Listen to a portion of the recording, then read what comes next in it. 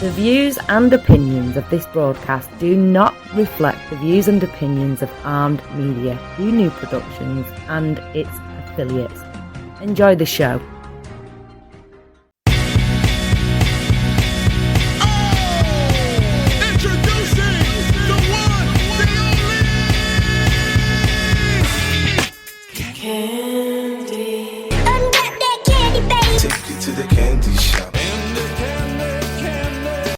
Just like candy.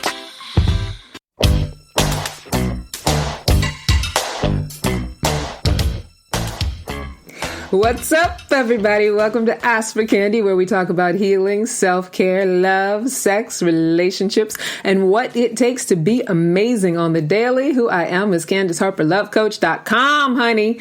And my purpose with this podcast is to create healthy romantic relationships all around the world through self-love, soul connections, and sweetness. But before we get to that, we are now partnered with Solivity Magazine and part of Solivity TV, which is very, very exciting. From now on, we will be live every Wednesday at 7 o'clock. Hopefully you will join us, ask us questions, talk to us, join in the conversation. And don't forget to subscribe to our audio broadcast, Ask for Candy, on Anchor, iTunes, Spotify, iHeartRadio, and wherever you normally download podcasts. Now you can also email us, and this is for the shy people, because we do like it when you ask questions. We like it when you interact live on social media. We like it when you're in it with us, right? But we know that some people are shy and introverted. So if you have a question or you want to make a comment or something I'm saying is like making you like, I don't know about that, you can email us at askforcandypodcast@gmail.com, and you can leave comments, ask questions, and I will answer those questions, and I will probably use your, if you have a juicy topic, I'll use it for a future show. So please, by all means, email us, check us out. So for almost 9 years, I have been a relationship coach, a workshop facilitator, and now I am a professional matchmaker with Talkify Dating Service. And if you've never heard of it, it's an amazing digital service where you can hire a matchmaker to do all the sifting and the vetting on your behalf. And for those of you who are out there sifting and vetting, let me tell you, it makes all the difference in the world when you have the support of somebody else to help you through all that initial stuff, especially for everybody who's online dating.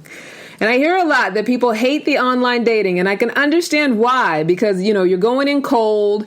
You basically don't know if they've told the truth on their profile. You get to maybe 2 or 3 conversations and find out something that's a deal breaker because you don't know certain things going in, which is understandable because how could you know them? But when you have a matchmaker, like me as a matchmaker, I match core values, lifestyle, and physical sexual attraction, which I know that part is a little subjective.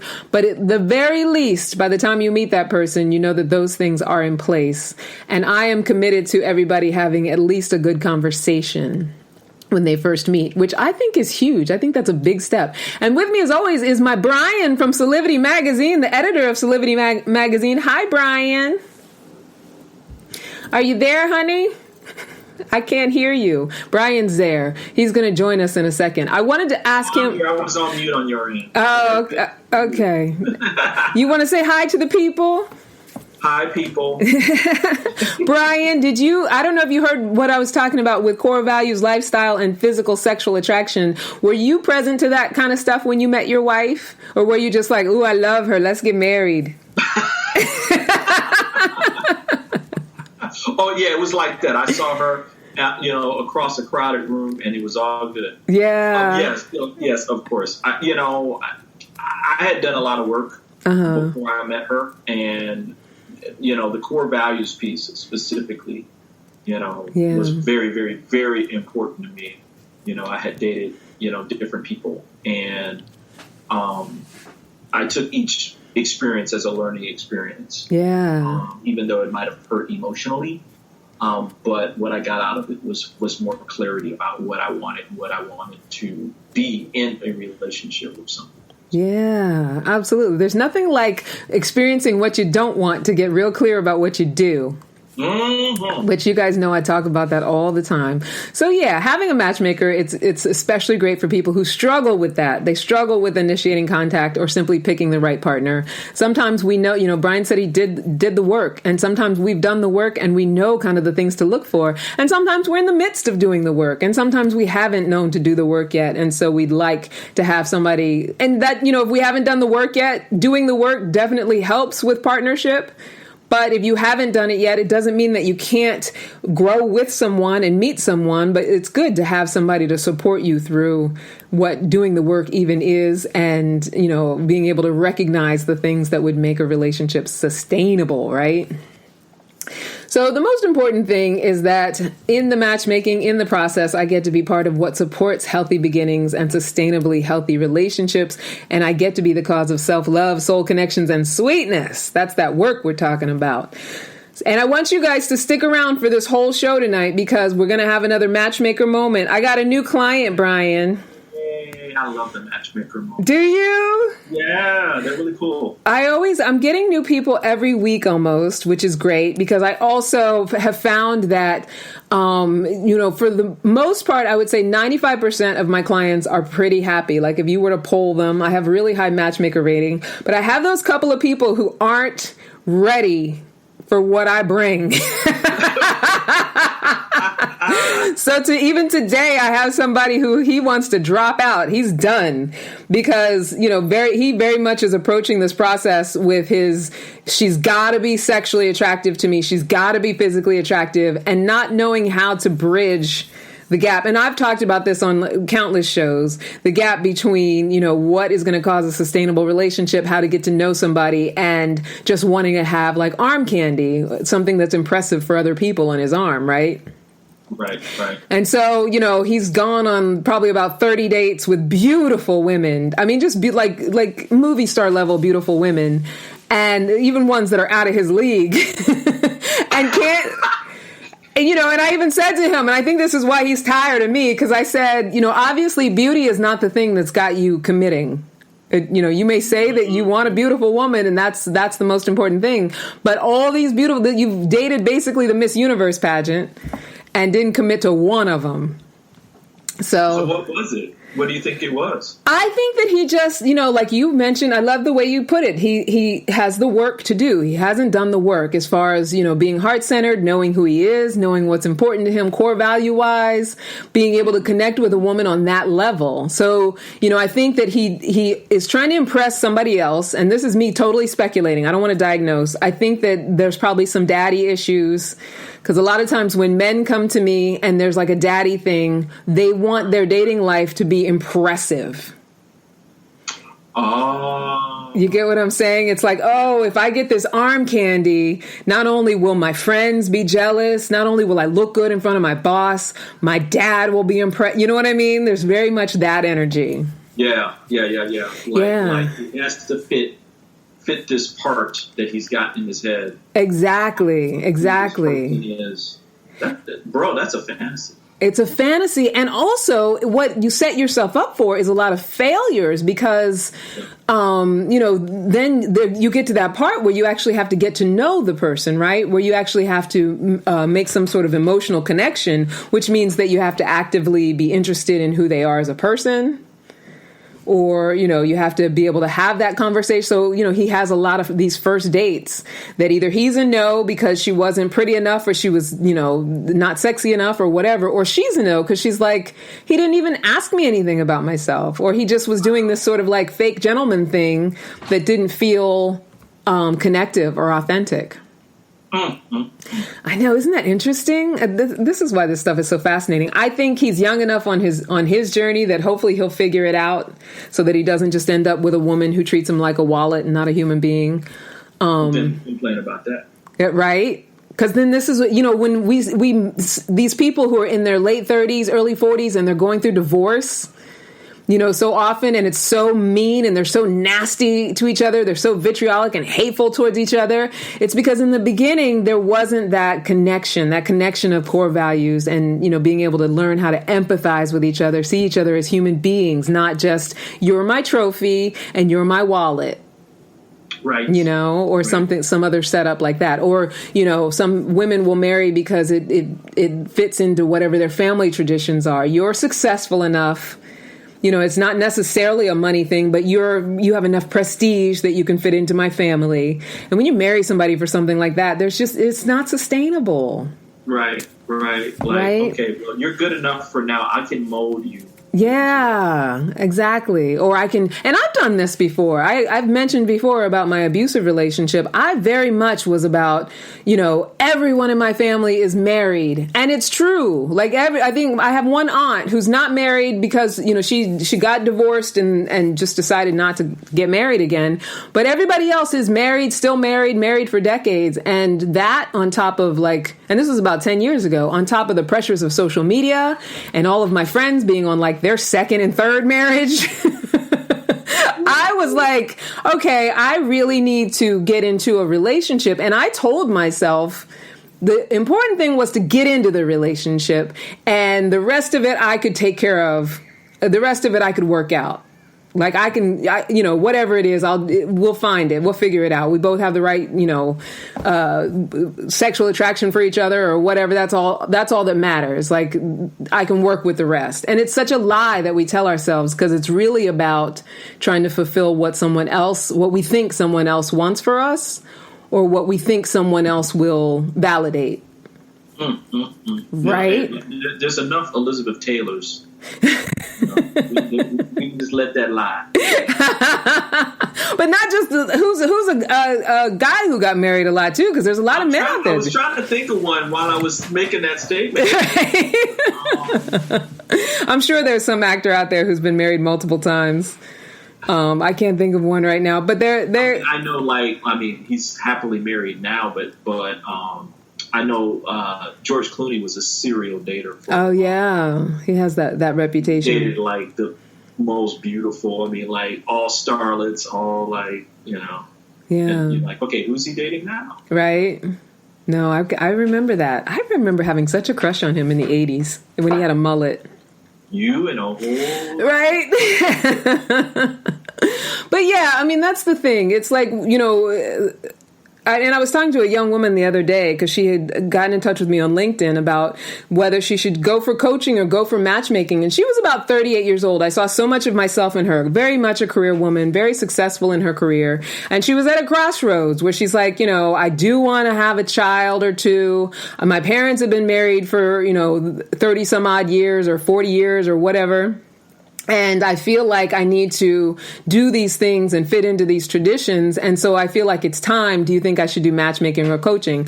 And my thing was coaching, not because I'm trying to push you one way or another, but, you know, the work to be done is to get into what is it that I want for myself, not what will fit into my family, what's going to be impressive to my friends, what's everyone else doing, so I have to keep up in some way. Like when we're in that story and it comes to romantic relationships, it's like we're setting ourselves up for a divorce.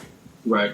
You know, it really has to be so heart-centered and so connected to, and that's why I preach so much about self-love and self-acceptance, because without that foundation and without coming from a place of, I want this relationship because I see something in you that is also in me, like we're in that kind of alignment, then it just, and I always want it, right? And it's alignment. Like alignment. I love that word. And do you feel too that never ends even after you're in the relationship, even after you possibly get married? I do. Work still continues? I absolutely do, 100%, because I mentioned it before. I think it might be in my notes for this week about, you know, single not being a pejorative and coupled not being a badge of worth. So we think that the end goal is to be in a couple. Yeah. Right? Like, I just got to get there. Like it's. I want people to hear that. Repeat that again. We think that the end goal is to be in a couple. So single, we use single as a pejorative, like, you know, something's wrong with you if you're single, and being coupled is like some badge of honor. Okay, you're in a couple, so you know, and it's weird too. I mean, when I was in my abusive relationship, I couldn't have been more miserable, but the people around me couldn't have been more happy that I was doing it, that I was in a relationship. And it was crazy. And at least you got a man. At least you got a man. You got a man. You got a man in your 40s, no less. You know, you got a little setup. He came with a couple of kids. So, I mean, like it's just crazy because, you know, I don't know.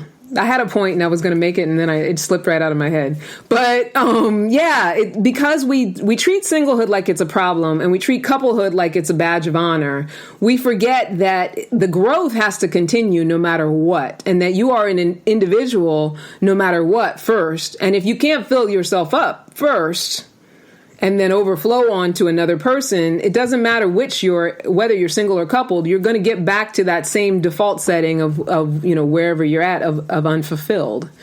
And so there's a lot of unfulfilled people that have been in couples for a very long time. You know, so I want us to get out of that conversation. But tonight's topic, what coupled people do that single people don't do. Yeah. Right? I've been waiting for this one. Have you? Oh, good. And you can tell me, too, because you can tell me if you've done any of these things and if you feel like, you know, it aligns with things that you, I don't want to say had to do, but chose to do in order to be in a couple, right? Now, I want to preface all of it with saying that this is not a rightness or a wrongness conversation. Just like I was just saying, there's nothing wrong with being single, just like there's nothing, you know, that's superior about being in a couple. This is about I choose something and I desire something. So what do I need to do internally in order to have what I say that I want? You know, what changes would I need to make? How would I need to do things differently if I want to create it the way that I want to create it? And those of you who are watching, listening, I see Sue, Valerie, Joe, Bridget, Gerald on my watch party. I don't know how you're doing over there, Brian, with the regular post or how this even works. But for anybody who is paying attention, who is with us right now, be thinking about some things, especially, you know, whether you're single or in a couple, be thinking about some things that you think might open up your life to being coupled if that's something that you desire, right? Because we're talking about doing that kind of transformation work.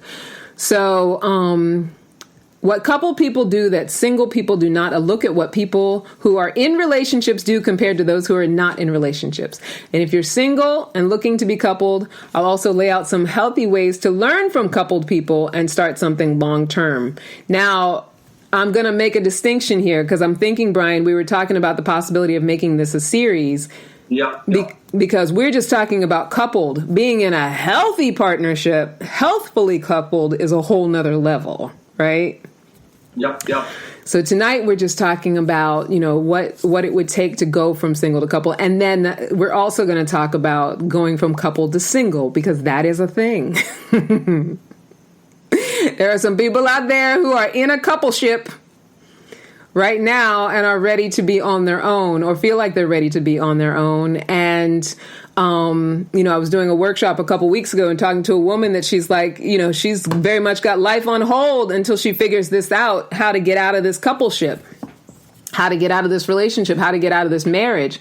Now, obviously, if you are in a marriage where there is abuse, you know, whether emotional, physical, where there's trauma, where there's financial abuse, any of that sort of thing, there is a level of, you know, practice of tools, of knowledge that would be helpful as far as getting out of something like that. But if you're in a relationship that's just not functioning emotionally, feeling unhappy, feeling unsatisfied, there is a way to transform and not have it be what we think it's supposed to be, which is that, you know, we can't be together anymore, so it has to end badly or it has to end negatively. And this is going to be kind of a stretch, especially for people like this woman in particular I'm thinking of. You can really be ready to be done with somebody and be surprised at how a transformation within yourself can change how you feel about whether you're really done with that person. Mm-hmm. Right? Because sometimes our being done with somebody has everything to do with what we are perceiving, believing, and generating. In other words, it's your stuff. Right. Exactly. And it's theirs, the stuff they complain about, that's their stuff too. I always love it whenever you see those talk shows and stuff where people bring their family members or they bring their partners on to have them be fixed. Or they bring them on, or they take people want to take their partner to counseling or to therapy because they want them to get fixed. Yep. And it's always the one who's bringing the other one that really needs the work. And it's different if it's okay. We're going here so that we can do something together and learn how to be a we. Yeah. Tell her about herself. Right? Or fix him.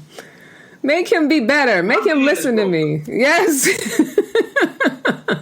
And that is often the case when people go into, couples therapy and stuff like that. Very often there's usually one of them or both of them who are hoping that the other one will get fixed and that will make it better. So that's something we want to be real cognizant of as well. And that's going to be part of the series. So when I'm in a couple and I want to get single, what do I need to do in order to have that happen in a healthy way or be open to how, it might not be exactly what I think it needs to be. But let's go back to the getting into of a romantic relationship. From someone who is a self-proclaimed recovering serial monogamist, one thing I've always been good at is getting myself into relationships, right? Is it okay? It's all right. I'm really good at it. We love you. You're good. I appreciate that. Thank you. But, I find that people make the getting into a relationship way more complicated than it really has to be. And I think because, over time, the heartbreak, the different things we go through, we get more and more trepidatious, we get more careful, we start building up, our walls, which I've talked about in previous shows. But in part, it's because we think that there's some standard that we have to meet or that we haven't yet committed to being true to ourselves, like I was talking about earlier, like we're trying to please someone else or be validated by someone else, maybe someone in our family or someone, our friends or whatever, our social group. And but mostly I think that it's that struggle of not knowing that we're enough. That we have to be, do, or have something else in order to be couple ready. That, whether it's a man who thinks that he's got to be, making a certain amount of money. And let me just disclaimer that, because I don't think there's anything wrong with a man who wants to have a level of establishment in his life so that he can be a secure partner.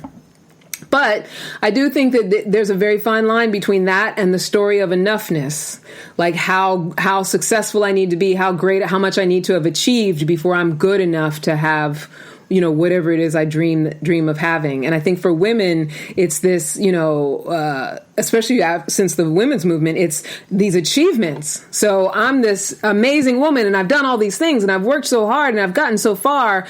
And that's a story of I have to do enough. I have to do enough, specifically for women of color. I think, I'm so educated. I've, got this great career. I've been doing all this great stuff. And for all of us, no matter what your cultural background is, the reason that we do what we do is ultimately for our basic human need of love.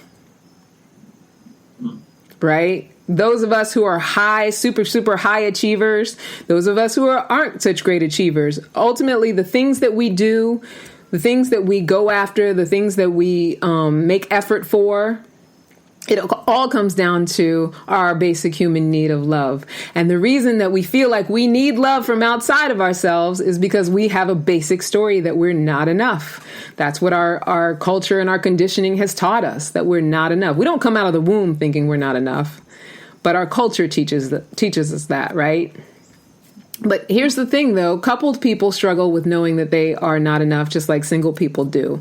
So the things that I'm going to talk about that are sort of the avenues into the transformation from single to couple, they don't have anything to do with you thinking that you're not enough. However, if you're willing to take the journey to understand your enoughness and get back to a place of that full self-acceptance that I'm always talking about, it's just a completely different experience of getting coupled. It's a completely different experience of being able to attract something and someone that is sustainable, that works for you.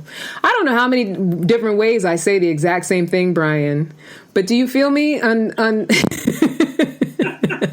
all the different ways I say the same thing? I think it's important that you say it different ways, because people hear it and then, they may not get it the first time around, but absolutely. Yeah. Absolutely. This is the journey, the inner journey that includes discovery through relationships and relations with people, right? That ultimately your relationships with other people aren't about them. It's about you and deepening your understanding of who you are. Totally. And the depth of love that could be experienced. Yeah. With someone else. Absolutely. Through our own willingness to transform. I always say relationship status is just one of many external things that we can change and still be unfulfilled if we don't do the inner work. But the great thing, like you said, about relationships is the value is that it is part of our transformation. And it is the stone on which we are sharpened, right? It's being in and out of relationships or being in one relationship for a long period of time, it's there for our growth. It's there for our, transformation, our elevation, all of that good stuff. That's what love exists for, right? So how is it that some people seem to have easily partnered and find it so easy, while others are struggling to make it happen, struggling to make any kind of partnership happen? I have a lot of clients that come to me that haven't dated in, 10, 15 years, or haven't been in a relationship, I should say, in 10 or 15 years, or people who, the relationships they've had have been really short term. Like maybe they've had a couple, but it was like a year or 6 months, and they're getting, into their adulthood. You'd be surprised how many people that are like in their 50s who've never had like a relationship over 5 years. Wow. Yeah. And that's not, there's nothing wrong with it. But if your desire is to be in a long-term relationship, it's, the willingness to grow and the willingness to try some different things are the, and I feel like now I'm holding it like a carrot, like suspenseful. So what are the things? What are the things I need to do, Candace? Dun, dun, dun. So I came up with 5 things, and you guys that are listening, like I said, feel free to contribute if you feel like there are other things as well, especially those of you who easily couple, who are in a couple or whatever. So 5 things that coupled people do that single people don't. And I want to stress that the reasons they do them are irrelevant, because this is just about going from single to coupled. And to do it in a healthy way is on a whole nother level, which we will probably discuss next week. But yeah, it doesn't matter why they do these things, but these are the things that will have you get into a relationship. Trust me, I know. So, number 1, coupled people give up on perfection. So they change their perception rather than expecting someone else to be good enough to change it for them. So one thing about single people, and I include myself in that story right now, is this idea that someone's going to come along and be good enough that you'll be willing to give up your singlehood. As if it's something that you can't release, you can't unlock until, someone comes along with the key. And coupled people, I think they give up on that idea. I think that coupled, and of course I'm speaking very generally, but what they decide is this person has enough things about them that I'm willing to work with them. I'm willing to grow with them. What do you think about that, Brian, as a coupled person? I think my wife is perfect. Yeah. Aww. You have to say that, don't you? Is she looming? Is she standing right there? No, I think you're onto something there. Yeah. It's the perfection of imperfection, right? We're human beings. We have a human experience, which is in and of itself not perfect. Yeah.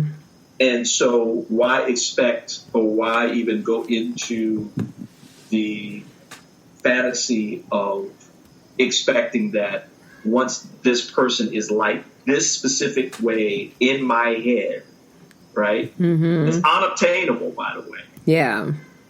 Then I will have a happy relationship. And if they don't have that perfect thing, right? Like the brother you were talking about earlier, with, then it means that it won't work out. And in truth, it has nothing to do with that. Right. And I love that you said that too, because I think it's the same people who, if they do get in a partnership with that, expecting someone else to be good enough, it's like what you were talking about, waiting for them to change. If they would get better, if they would be right, then I could be okay. I could be happy in this relationship. I think that's what they take into any sort of relationship that they get into, right? Exactly. Yeah, like if they could just get this together, then they would be the person that I want, rather than what you were saying, like perfect in their imperfection. Mm-hmm. If they would just stop, if they would just start taking out the garbage, if they would just stop doing this thing, if they would just get it together, if they could just have a better tone when they speak to me, if they could just treat my mama better, it's like we come up with all of these things that then make the coupledom just as unsatisfying as the singledom. Right. Right. But I do think it does take a level of, like you said, being able to recognize imperfection as perfection and not be attached to having that person have to be something in order for you to be able to couple with them. And on whatever level that is for each individual, right? Because that's how we negate people. Yeah, I will say this part though. Tell me. There are certain, it isn't two just individuals, being roommates. Yeah. Right. Yeah. There's a partnership that has to be created. So, and maintained, by the way. Yeah. It doesn't end at I do. And then you come back from the honeymoon and then you go and live in your happily ever after. Yeah. The happily ever after is the regular commitment to communicate in a certain way where both people can hear, all those other things that are there. Yeah. And with that said, that 9 times out of 10, Candy, you just said it eloquently earlier, 9 times out of 10, giving up on perfection is I'm accepting this person as they are in the context of building a relationship with them, which is really about intimacy. Yeah. Yeah. It's true. Which goes back to acceptance, self-acceptance first. Because I can't accept somebody else if I can't even accept myself. I said. I'm going to do number 2, and then we can do a little commercial break, right, Brian? I want to squeeze that in. So, number 2, I think speaks back directly to number 1, which is that coupled people share. Now, what do I mean by that? Because, single people, they might share their steak dinner with you and things like that. But coupled people, and the way they end up coupled is that they share their, and this is not to generalize all couples because all couples aren't great communicators and things like that, but they share their time, they share their space. They're willing to give up a little bit on their ownership of their space, physically and emotionally. So there's a willingness. I get a lot of feedback from dates where one will be like, he talked the entire time and didn't ask me a single question. Or they'll be like, they just only asked me questions and didn't say anything about themselves. So there's sort of a lack of sharing that's going on, right? Whether I'm doing all the talking and not asking any questions, or I'm just asking you all the questions and expecting you to be the one sort of being interviewed, let's say on a date or as we're getting to know each other, I'm not sharing of myself. Right. I'm not sharing who I am with you. I'm either putting you on stage or I'm putting myself on stage, and I'm not leaving room for any sharing from you. Mm-hmm. Mm-hmm. Yeah. So I think the difference is that even dysfunctional couples, yeah, they share. They share. And it's again like I think with number one, it's enough. Yeah. Not necessarily it's perfect. Not necessarily where it's mutually supportive, but they share enough where they can be in a relationship with each other. Yeah. Yeah. And here's the thing about that too, like the example that I was using about when you're on a date with someone who does all of the talking. So I think that can sometimes get grating if you don't like what they're saying, or if it feels like they are commanding the entire conversation. But if I'm in a sharing space, I'm willing to say, especially on a first date or first couple of dates, I'm willing to say, I'll give you a little bit of a pass of empathy for that. You might be nervous, that you might be wanting to get to know me, and this is how you know how to do it, that you might be really wanting me to like you. Things like that. That's a way of sharing as well. Or if I'm on the other end of things and I'm doing all the talking on the date, if I'm willing to give myself a moment to say, okay, I can give you a little bit of space, a little bit of space to talk about yourself, or I can ask you a question and actually actively listen. Like that's the sharing, that one little adjustment that either the one who doesn't want to listen or the one who's doing all the talking, that either can do, that will provide a space of sharing. All of a sudden, now you have, okay, now we're working together. It's not just one person on stage, or it's not just one person, doing all the trying to listen or whatever. But, if you're aware, you have to be the one to give up on it, relinquish it, or even say to someone, I would love to share who I am with you because I feel like you've told me so many great things about yourself. Or I would love to hear more about you because I feel like I'm doing all the talking. Like, I feel like people are hesitant to do that, but that's part of sharing and going ahead and opening it up so that we can get to know each other. What do you think about that, Brian? Yeah, I agree. Yeah. I agree. And I guess the key thing too is enough, right? Where, like, if you're dating somebody and again, like you said, you might give them a little pass because they're not sharing enough, and then you may go out. You like them, but you go on another date, and that kind of thing.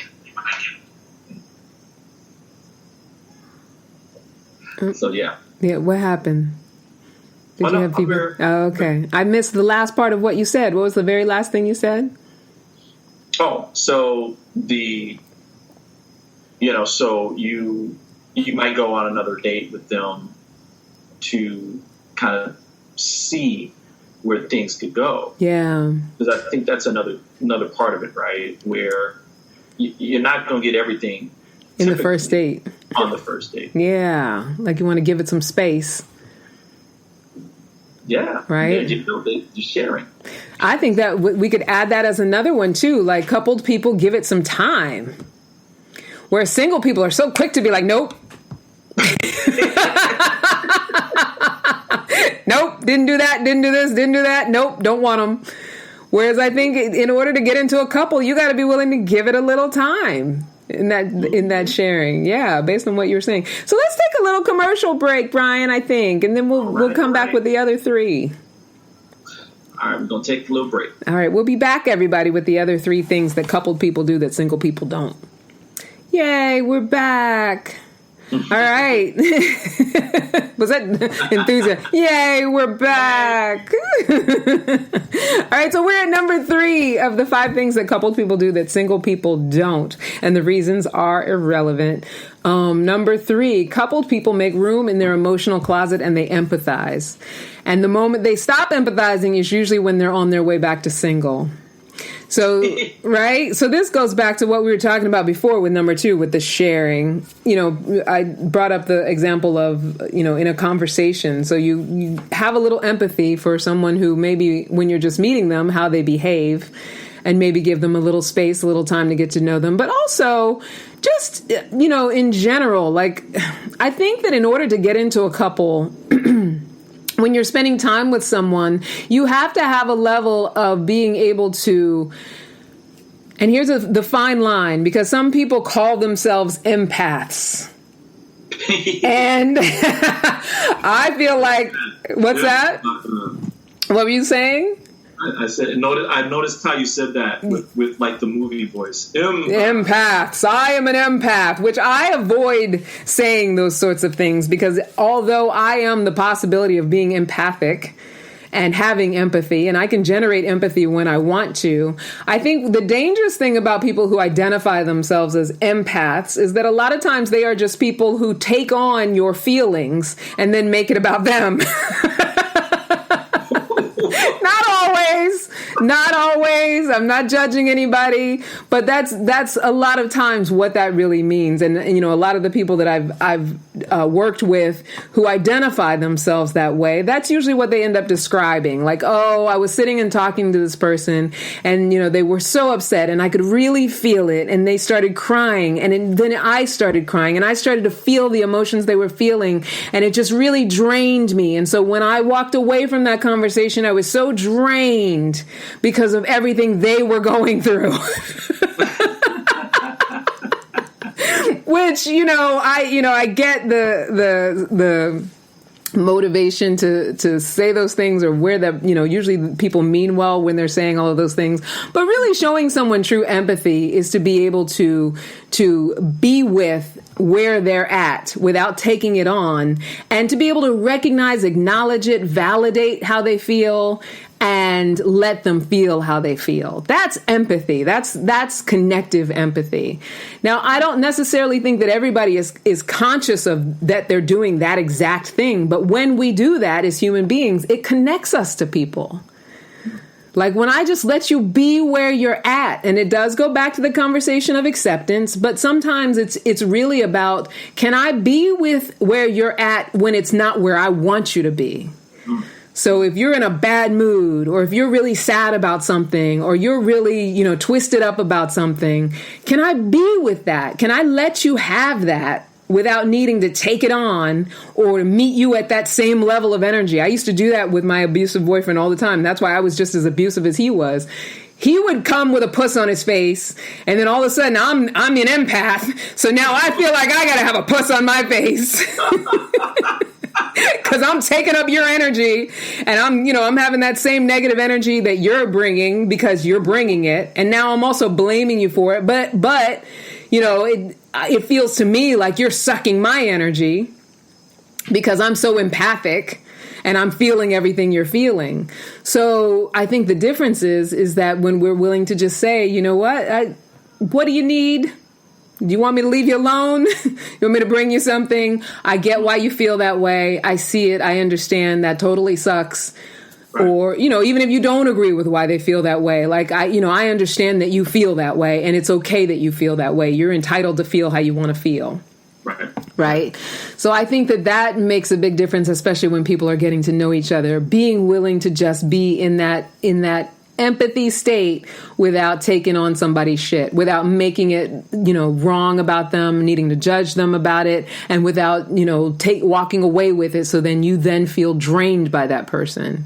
And it's like, no, they got their thing. Let them have their thing, and they will appreciate you for it, because one day you're going to have your thing, and you're going to want them to be able to be with where you're at. Right? Because we all have those days where we got shit going on, and you just need somebody to be able to be like, okay, I get it. You need a glass of water? You need me to walk away? What do you need me to do? Glass of wine. Right? Something harder. Something with some rocks in it. So number 4, coupled people release autonomy. And I think this can be a very hard one, especially for very independent single people, and, single women in particular, but men too, I think, run into this wall. Being able to give up that you have to collaborate your choices and be creative with someone else, in partnership with someone else, about life decisions and how things are going to move forward. Being able to give up that you aren't the only voice speaking can be a very challenging thing. But if you want to go from being single to being coupled, you want to be able to release that autonomy and say, you know what, I can collaborate my life with you. Right? And it starts out with dating, because where are we going to go for dinner? Well, I want to do such and such and such. And that's the way I want to do it, because it's my favorite and I like it. And I want you to be down for the ride. And if I'm paying for it, we definitely have to do it the way I say. You can get into a relationship that way, but that's not, it's not a very healthy relationship. If you're trying to transform from single to couple, the best way to do it is to be able to collaborate, give up autonomy, and, be allowing of someone else's preferences and how you can work together on that. Yeah. What do you think about that, Brian? Do you feel like you and Sasha have that on lock? Yeah, we do.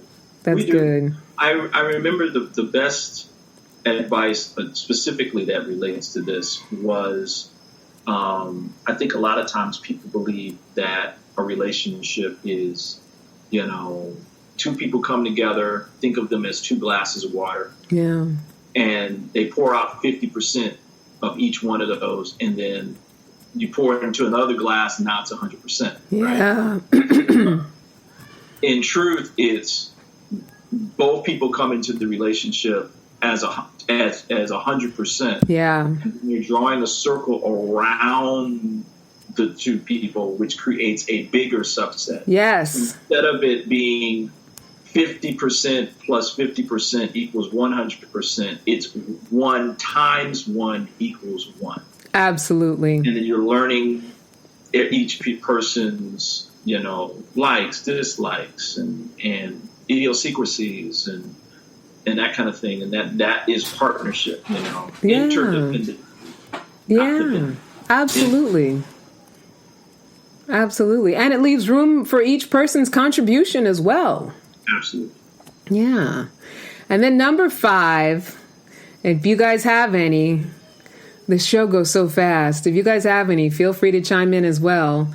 Coupled people prioritize the positive aspects. So this also goes back to acceptance, but really being cognizant of what is workable about being with a person that you're with. And one thing I notice about people who are dating in sequence, or, in the dating process, is that people are very quick to come up with all the things that are negative and all the things that don't work, and they focus on those things. And because I don't know if it's because they think that if they focus on the positive aspects that they're going to somehow accidentally get into a coupleship with someone they don't want to, or if they think, if I thought I was buying a Cadillac, right?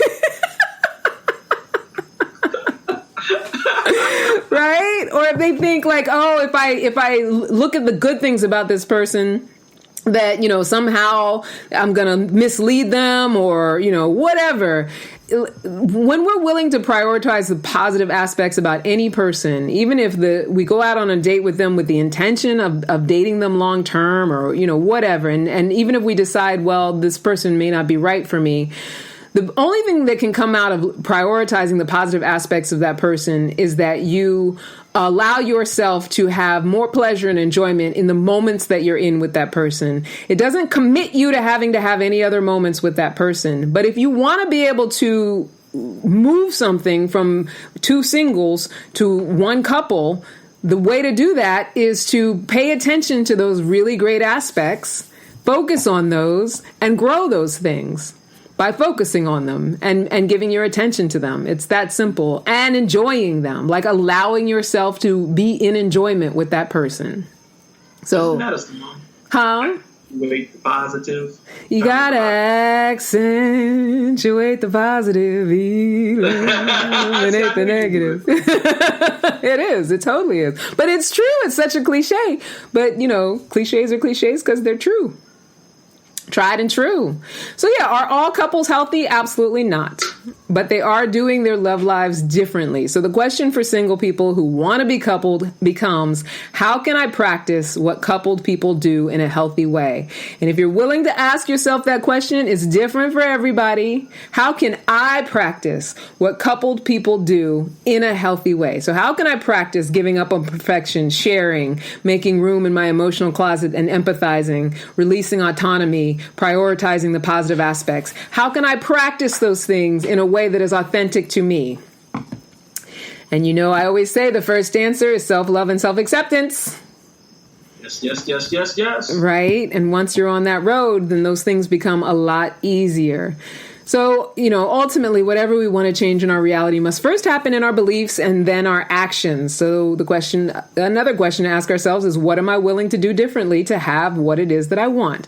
And next week, we're going to talk about, like I said, how to be in a healthy coupleship, what healthy couples do that, you know, not so healthy or single people don't do.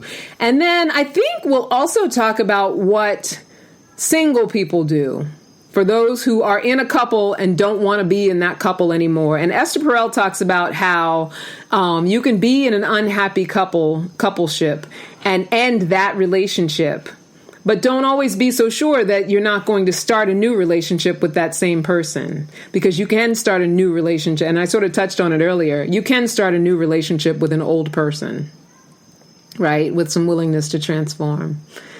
And it doesn't have to be dramatic, scary, or dysfunctional to end a relationship. Dun, dun, dun. We always think that this moving in and out of love has to be scary, and, you know, you end up in divorce court and people are getting hurt and one's calling the other one a narcissist, and it doesn't have to be that way. And there are ways to, you know, we're going to talk about some tools and some ways to not have it be that way. Let's do a matchmaker moment, Brian. I know we're in our last few minutes, right? Yes, hang on. Okay.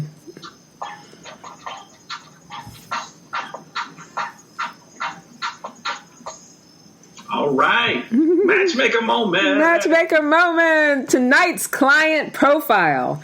So I have a tall entertainment agent who's a snappy dresser with a cute bearded face. He's very cute. He's used to crazy amounts of travel and being all over the world, and is using the pandemic to focus on finding his next jet-setting partner and possible future wife. Right? So, you know, his hope is that after the pandemic is over, he's going to get right back into his jet-setting work. He's working during the pandemic, but, you know, obviously, like most of us, he's doing remote work and from home and whatever he can do around that. But once he starts traveling again, he wants to have a wife or partner to come with him. Aww. Right? I thought that was very sweet. He's at an age, you know, great career, somewhat of a provider. He wants his woman to also have a career as well. So he's not like, you know, come with me, give up your life, and I'll, you know, give you a fantastic trophy wife life. No, he's not saying that. He's saying that he does want to have a partnership, but he does want somebody who has the flexibility. So maybe an entrepreneur. I'm thinking he needs like an entrepreneur, someone who also works remotely, someone who has that kind of financial and business type freedom. And so if you're a smart, pretty single woman between the ages of 24 to 34, who takes no sass and can rub elbows with celebs without standing. Oh, wow. Right? That takes a certain kind of woman. It takes a certain kind of man, too, who can be in the, I used to work in entertainment. I used to work in television. I'll tell you a quick story. When I used to work on the Wendy Williams show, Snoop Dogg was one of the guests one time. And there was only probably maybe 3 famous people that I ever had any sort of that's really cool that person's there. Because I got to a point where I was kind of numb to celebrity. But Snoop Dogg he was a guest, and he was turning the corner walking around, about to go down the stairs, and I was trying everything I could to be cool. I was trying so hard to be cool. Meanwhile, on the inside, I was like, it's Snoop Dogg! I was so excited. And I come around the corner, with my straight, game face on, right? Because I'm supposed to be professional. And I jammed my shoulder right into the side of the door because I wasn't paying attention because I was too busy staring at him. I was totally starstruck. I'm a 90. I came of age in the 90s. It was Snoop, gin and juice, right? But here's the thing: he needs a woman who can hang with that celebrity life and not be standing and bumping into doors. can deal with the celebrity. So if you know someone who may be a great match for my entertainment agent, email me, askforcandypodcast@gmail.com, and say, I have a match. Or if you are that person, say, I want to be matched. And we'll get you in the Rolodex. And we'll see what happens. I'll screen you. All right. Sunday, September 6th at 7 a.m., I am rejoining the Spirit of a Woman Development Center for part 2 of my Love Chrysalis. So for those of you who got to be at part 1, or even if you didn't get to come to part 1, come to part 2, because we're going to be doing some major exercises that are the extended version of transformation from lonely to in love. And this is all, my self-acceptance curriculum, just really how do you majorly transform things in your life. So, it's all about healing the past, loving yourself, and starting your love life or any part of your life over from a clean slate. And so I will be teaching the Love Chrysalis, which I did 2 shows about the last couple of weeks. My Epic Circle every Monday, 6 to 8, online healing circle for women everywhere. During this pandemic, we've been doing a lot of work, and now we're moving into the next phase of things, which is going to be really exciting. I've got some announcements to make about that, which I'm going to save for next week. And you can find us on Eventbrite or on the Meetup. Thank you so much, my Brian, Solivity Magazine. Thank you, Candy. It's so awesome. Huh? Next week. Say that again. We need to do this next week. You want to do it again next week? Yeah, let's do it again. I would love to. I see. We have a show partnership, right? I feel like we were. Well, you weren't single because you had other shows, but then you pulled me into the fold. I'm one of the sister wives. There's Javier, D'Angelo, Francesca, all the other hosts and stuff. Like we're the sister wives. I love it. That you pulled into your partnerships here, which I love. So yeah, Solivity Magazine, Passion, Purpose, Living. Please check out Solivity Magazine on the website. Go to YouTube. Solivity Magazine is the channel. Check us out there. You can see all the other shows as well. You can subscribe and never miss a show and see there's the show almost every day, I feel like, Brian. I feel like I see you going live all the time. And I'm always like working. Inspire some people. Huh? You have to inspire some people, and that's what we're all about. So definitely check that out, especially if you're looking for inspiration and, great conversations about our culture today and, love and famous people. And there's just all kinds of stuff going on. Cooking. Was it Chef Walter, right? Chef Walter Martino, the $1 Million Chef. Chef Walter Martino. Also, you can follow me on Instagram at AskForCandy, at Candy Love Coach, and follow at Solivity Magazine. And that's it. Right? It's been a show, honey. We did it. Is there anything else you want to tell the people before we go, Brian? Are we good? We have a special announcement that's probably going to come at the end of the week, but okay. I can't talk about it now. Oh, a little teaser. Surprise. Dun, dun, dun. Dun, dun, dun, dun, dun. I love it. I love a little tease. I don't think there's anything wrong with that at all. Right. All right. Mystery never hurt nobody. A little mystery never hurt nobody. All right, folks. Again, email me, askforcandypodcast@gmail.com. Until next time, never forget that you are a love machine. You really, really are, my sweet loves. And if you ever start to feel like you aren't getting the love that you need, just make more and then ask for candy. I love you so much. Mwah, mwah, mwah. I don't know what that voice is. That's my Jim Henson voice. Mwah, mwah, mwah. That's the Candy. Ask for more. Right? I'm asking for candy. All right, whatever. Crazy. Love you. Bye, everybody. Mwah. Candy, I call my sugar.